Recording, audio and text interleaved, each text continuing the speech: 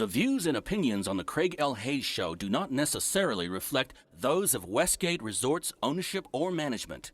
And now, on with the show. This is the Craig L. Hayes Show. All right, welcome back. Family, friends, listeners all around this planet we call home. We're back with the Craig L. Hayes Show, and we are going to continue our discussion with Leo Hauk about his time in showbiz. And we got to 1993. And we're going to start to go from there. That was only like 32 years ago, Leo. 32. Can you believe that crap? 32 years ago, man. I'm trying to remember. You know, we'll talk about this, but I'm trying to remember when I first met you. When Microsoft came in, we started doing those deals. It was Right. somewhere around 96 or 7. Right after Starlight Express left? Yeah, we did it during Starlight a Yeah, couple we did times it too. during Starlight, and then I came in and we took all that stuff out. Yeah, so we'll just go back to 93, and you can talk about doing some of these shows and what it is. But, you know, we were just talking for a second about all the talent that's in this town. You know, and a lot of it comes from other places, but a lot of it is homegrown. I'm homegrown. You know, once you read that book there, you're going to see that my lineage goes back to How many? Bugsy Siegel. How many generations? I'm the third. Third. Yeah. And my oldest son, Mike, I think you've worked with him a couple Yes, times out there. He would have been the fourth, but he walked away. He said, nope, don't want to do this business. I want to be home with my family. I said, good. You know, because this business takes you away from your family. Right. It's just what it is. If you're going to do this, you can make tons of money, you can do all this stuff, but the sacrifice is your family. Birthdays, all kinds of holidays, You're going to lose all that stuff. and a lot of wives. Well, you know, here's a story. You know Angelo Marino, right? Sure. Back when I first came in 1980, when we started building Hollywood Jubilee, Angelo looks at me and he goes, Love that hey, guy. kid, just so you know, you're not a true stagehand until two things have happened to you. You get fired and you get a divorce. I was like, okay, good knowledge, you know. So it took about 10 years, and I'd had both of those happen to me. So now I was a true stagehand by 1990. So. They're hard to find wives, man. I'll tell you, they don't put up with that. No, it's a hard life. It really is. Unless they're, their father's in it or something, Yeah. So I came in 93. I guess I was working at Harrah's doing magic show Spellbound, working for Dick Foster Productions as assistant TD. I had cues. I have to fix everything that was broken during the show. And we had this guy named Sparky. He was a pyro guy. And we had these 4-foot-high riser, and we had staircases inside of them. So it was probably 5 foot high, 8 foot deep, and 35 feet wide. And there's like 8 staircases that came out with Mylar on the stairs, It was that back in the show days. Yeah. And we had guys push them out where they were on automated or anything. So this guy, J.R. Thompson, he was a real TD. That's who got me the job with Dick Foster.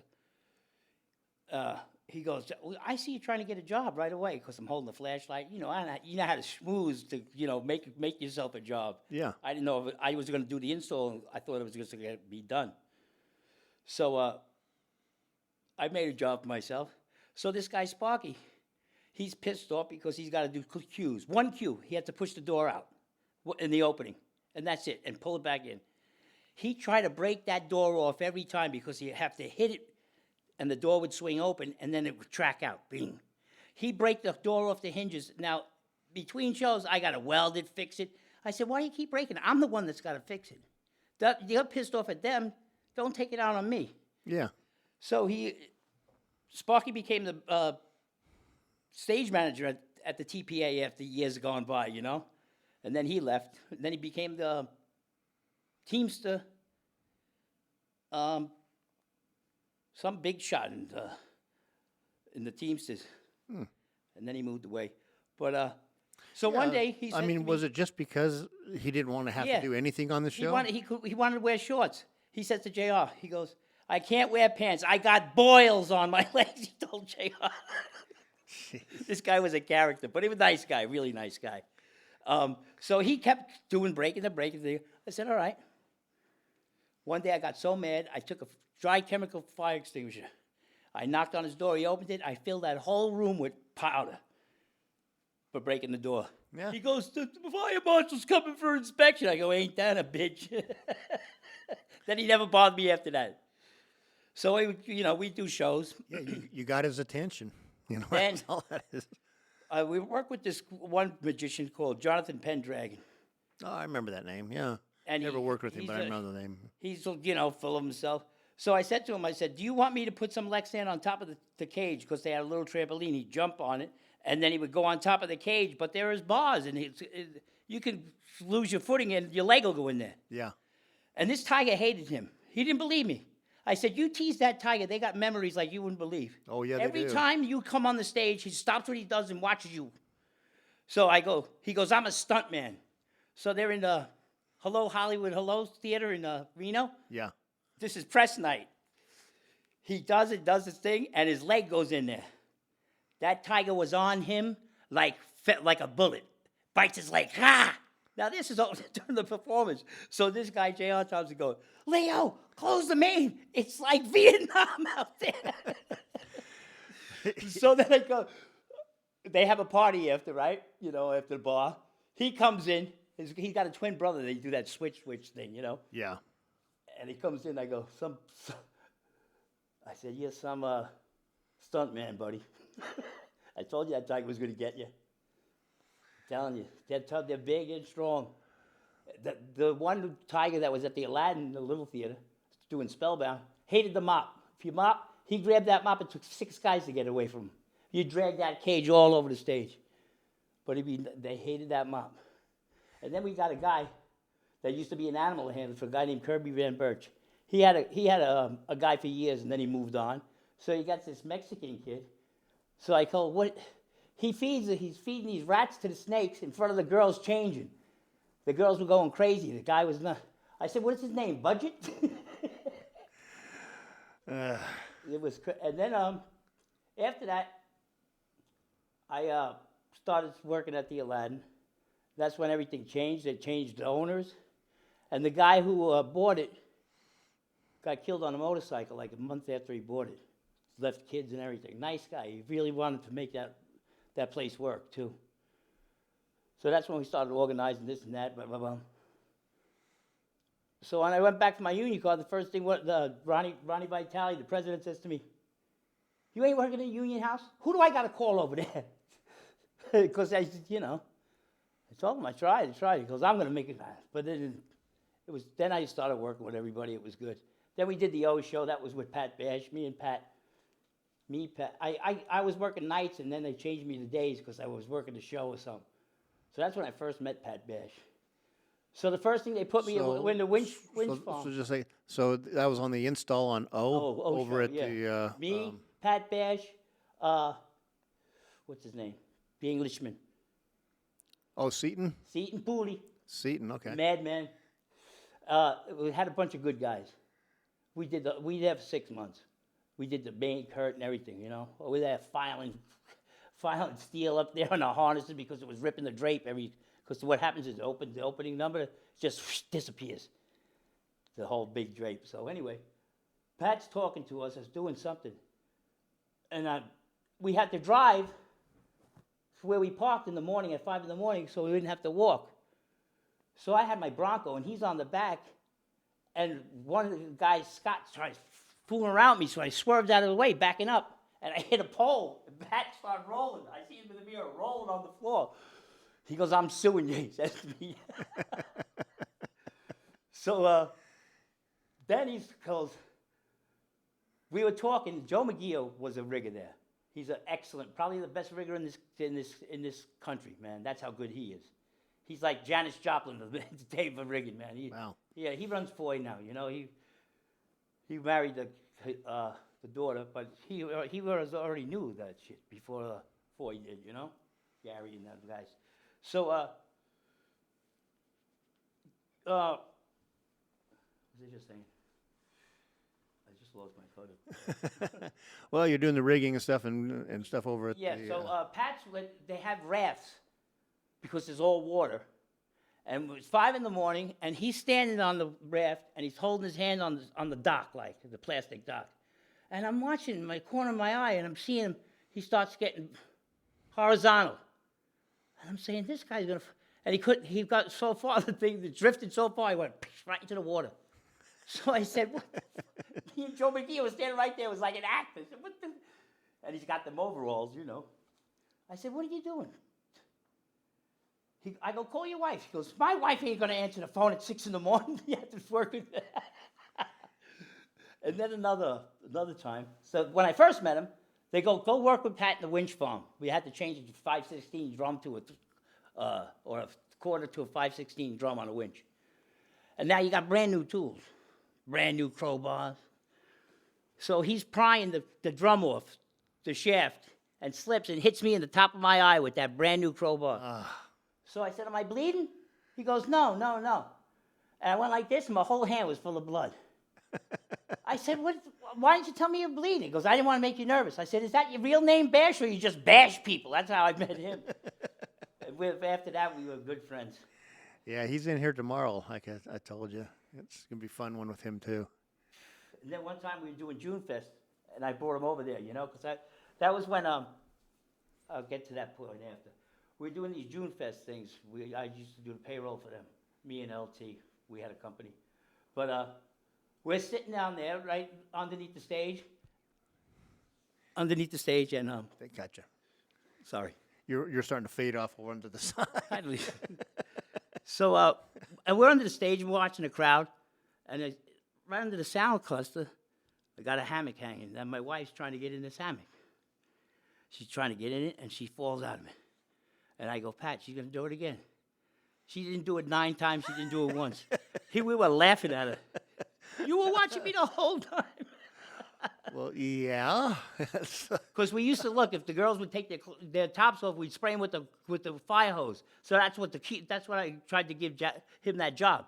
That would be your job, Pat, to spray the girls. I figured he'd like that. So then the Rockette show comes to the Flamingo. And a good friend of mine, Les Taylor. Had you worked with him in New York? No. You I never worked at Radio City. You never did Radio City? No. Okay. So a friend of mine, Les Taylor, comes, and he comes with he was a road carpenter, assistant, I think he was. And they stayed here for like, I don't know how many years. So, excuse me. They opened up a hotel in Mesquite. What's his name? I'm trying to think of the name. Was that the Casablanca one? Or brand new. It was brand new. What was his name? Merv Griffin? Merv Griffin, thank you. Yeah. I forget the name of the show. So they needed guys from Vegas. So I put together about 20 guys, or 15 guys. We stayed out there for 3 weeks or 2 weeks. I had an old 1980 Chevy Love. I put all my tools, table saws, everything. And I blew my motor up like an exit before I got there. So I called, that's when we had phones. I started to have phones. I said, you need to tow me. I got all the tools. My wife, I can't tow you my car. I said, she don't even know about it. Just tow me. So I left it in the parking lot, and I fixed it afterwards. So we were out there. The first night, they come to me right away. The guys can't be in the casino screaming and carrying on, blah, blah, blah. So, long story short, I met a guy named Charlie Brown. Hard worker, man. Good stagehand. I said, Charlie, you need to do me a favor. I need you to make me a box, a 2-step, so you can step off the stage and you're going to go in the audience and mingle with the audience. I said, there's particle board, so put 2x4 buildup in it. Because if he steps, I don't want it to break and rip his shins apart.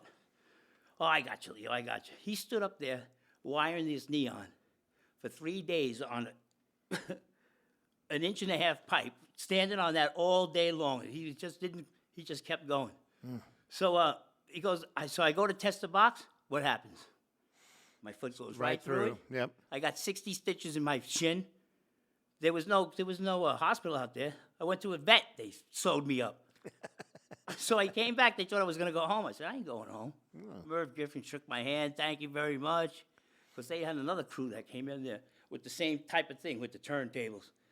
I had to shore them all up with turnbuckles to make them work right, because the floor was like this, you know. So that was that. And then I did a couple of big jobs. I went to China, Malaysia, for some magic shows with me and LT. We worked for Blair Farrington. He used to do all the The Oh, people- yeah. I know Blair. Yeah. Yeah, at the Caesars. Yep, He yeah. had all those people, statues and stuff. Really Yeah, nice the guy. pageant people. Yeah.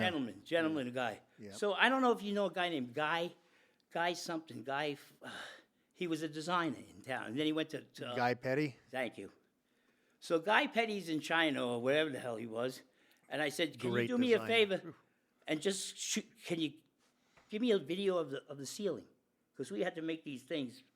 It was a trapeze that was hung from the ceiling, but the guidelines went back up into the ceiling instead of going anchoring on the stage to make it stable.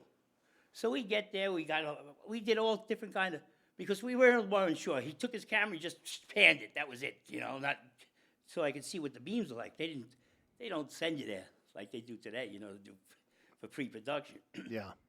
So we went there. I had a bunch of different applications what we could use, and they have those guys over there. They were good. They were good guys. They got these socks they walk around in, but they were pretty good. And so we got it going. And I go, we're watching these guys. There's 3 of them, and what it is, it's a bearing that has surgical tubes to the bearing, and they just go inside each other. They just jump off it. So Blair Farrington goes, come into the office. I want to show you something. Because we put our rig up, and we were really done, Mm-hmm. And we're seeing these people on this tape. It's totally different people. These other guys are hitting their crotches. They're hitting each other. It was horrible. So he goes, they ain't the same people, are they? I said, hell no. So they tried to pull one over on him.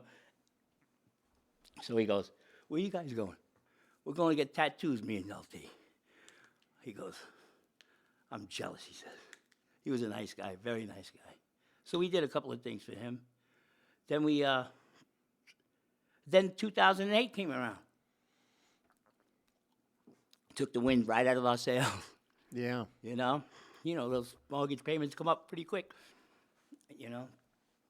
We just started getting established, but we didn't have we worked on night jobs still.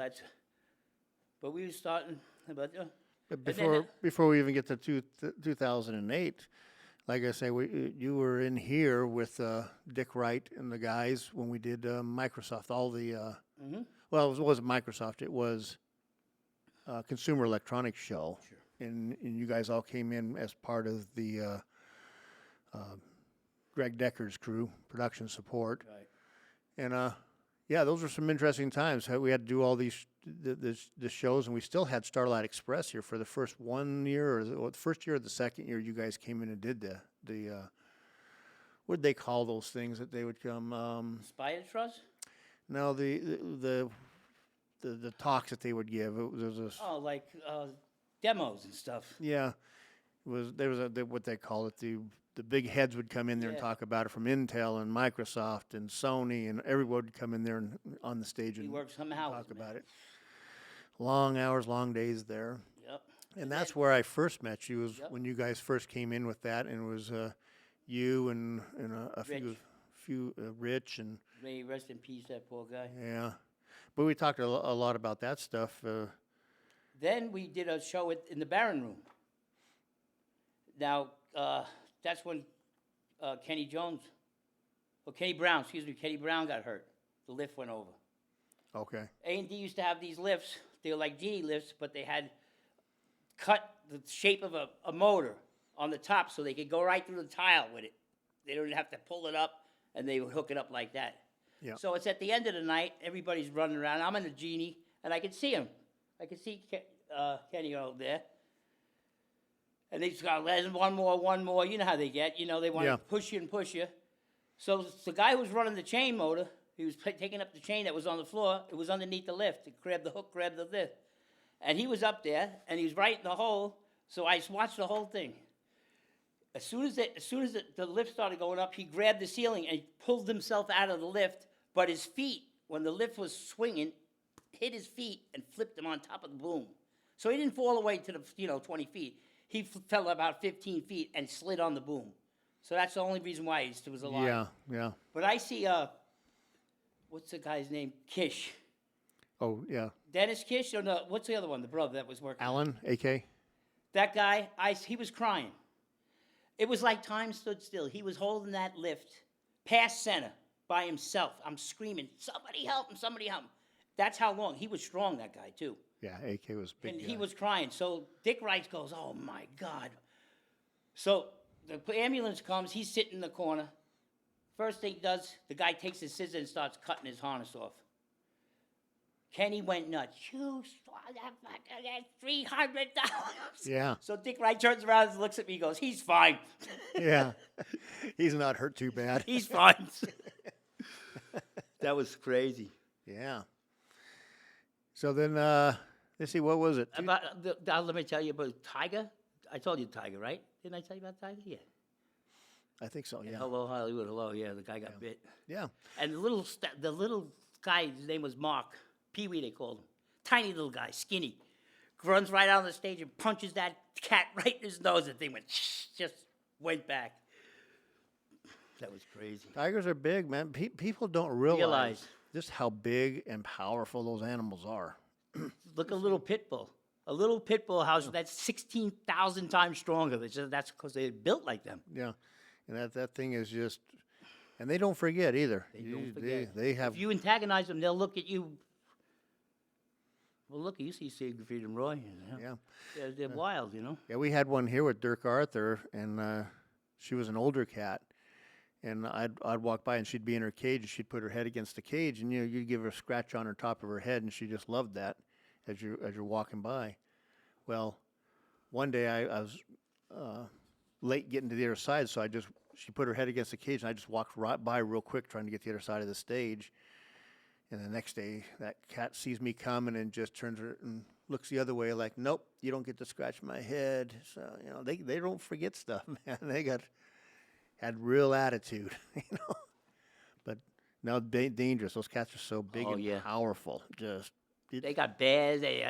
We had all kinds of. Yeah, we don't see those anymore. Those, with everything going on, they've pretty well ended all the animals on stage. I mean, you have some birds and you have some little things like that, but yeah, the big cats and stuff. Nah, those are pretty well gone. They don't do those type of shows anymore in the showrooms and. So these magic shows I used to do. I went to Malaysia once with Tim Cole and his wife Jenny to help him, set up and these guys and all.